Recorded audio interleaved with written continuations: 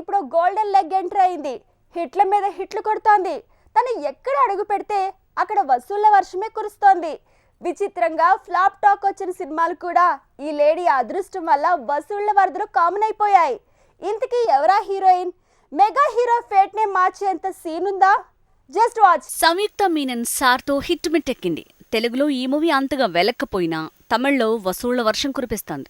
మొత్తానికి సంయుక్త మీనన్ అంటే లక్కీ అనేలా ఇండస్ట్రీలో టాక్ కిక్కిస్తోంది. సంయుక్త మీనన్ తెలుగులో అడుగు పెట్టినప్పటి నుంచి టాలీవుడ్ లో తనకి వరుసగా విజయాలే దక్కుతున్నాయి. భీమ్లా నాయక్ తో ఇక్కడ ఎంట్రీ ఇచ్చింది. అలా బ్లాక్ బస్టర్ సొంతం చేసుకుంది. భీమ్లా నాయక్ తర్వాత బింబిసారతో సంయుక్త మీనన్ హిట్ మిట్టెక్కింది. ఇప్పుడు సార్తో హ్యాట్రిక్ సొంతం చేసుకుంది.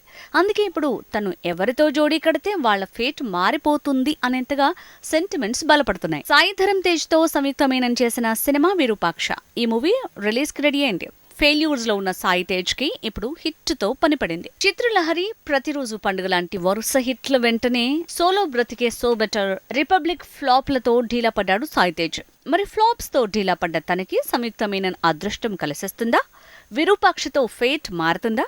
ఈ డౌట్లకు ఏప్రిల్లో గేట్ క్లోజ్ కాబోతోంది.